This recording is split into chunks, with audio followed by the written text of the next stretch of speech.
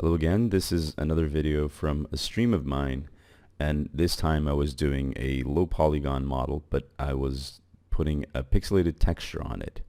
Now the low polygon model isn't mine. This was made by Sofia, who's a Portuguese game artist, and she was kind enough to let me use her model of this typical Madeira house, which is a typical Portuguese styled house from the Madeira Islands.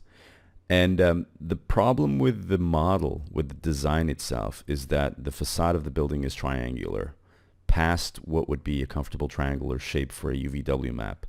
So there's always going to be a waste of space in the UVW texture, especially because being that this is a pixelated texture, this is 100 by 28 by 100 by 28, 128 by 128 pixels image. So there's always going to be the need to keep things vertical or horizontal. You know, the least amount of rotation you put in, the best, because then the pixels come out pretty nice and sharp.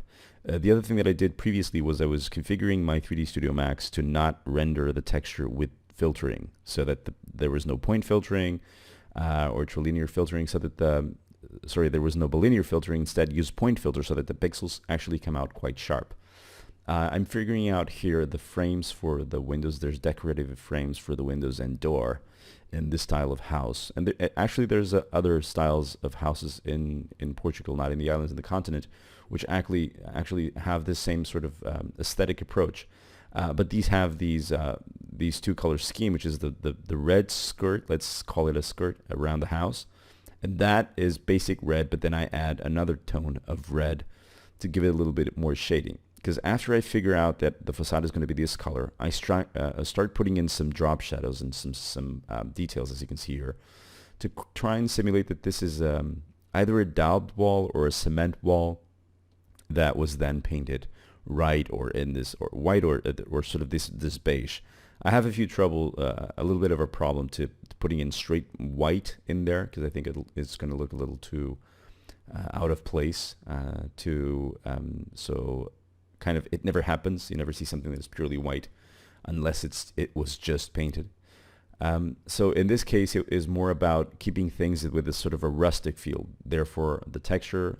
So this is adding the white and doing the door cells, the parts of the door that push in, just by adding a darker and a brighter shade. And then I use those to shade everything else. There's a sort of small windows at the top of the door that I can do in two color scheme. And the reason for that is that I suggest that there's a cast shadow on the door caused by the top of the frame, the door frame. The top window there, the bigger one, has vertical panels. I think it's kind of like it's closed, it's still closed, but the bottom ones I use the same part of the texture so that I don't only have to paint it once. The thatched roof is a problem, or was a problem. What I wanted to do was I wanted to do sort of a tiled effect. But the way that I shaded it, it came out a tiled effect, but it almost like if it was bumpy. And so as soon as I start to duplicate this off into the sides, what it turns out to be is that it looks like a tiled floor, like a bathroom or a kitchen floor. And I mean, it's very repetitive, and I struggle quite a bit, and I spend a lot of time here trying to solve the repetitiveness of the pattern, trying to see if there's anything that I can do to salvage it, to not look so repetitive. And in the end, what I ended up doing was actually just redo this part of the texture and try and minimize the repetitiveness effect. And you'll see that in the end, the completed image, you'll see that in the end. This part of the texture is the bottom side of that edge of roof, and I decide to make everything a little darker to have it look like it's in shadow a bit more than the rest of the roof. Now the top of the roof here, as I paint brighter pixels to simulate the top bit, receiving more light, and then the whole texture I just copy and paste to the back and crop around the triangle to make the back of the house, because except for the facade, everything is covered up in this texture. And this is the front bit, and the front bit is the only part that has been rotated, and the pixels show up in a diagonal in the texture. And the only reason is I think it would be a lot weirder for the pixels to be vertical, or sorry, to be rotated, or like they are in the original, on a surface that is tilted. Now for the windows here, I have to increase the size of the windows to get a perfect measurement. Now once I save, you'll see that the windows are out of place, they're offset, and I have to bring up my UVW editing tool to actually fix that.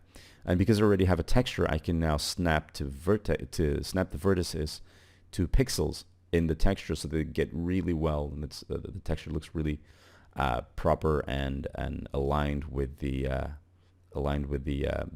model itself.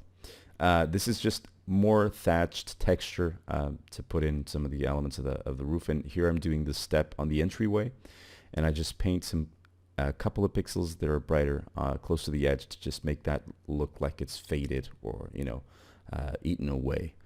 There's a little bit of a cast shadow there as well, trying to mimic that on the door. I think I eventually changed it to something a little less long, and I add a bit more cast shadow on the front of the roof or front of the house as well, to make it look nice.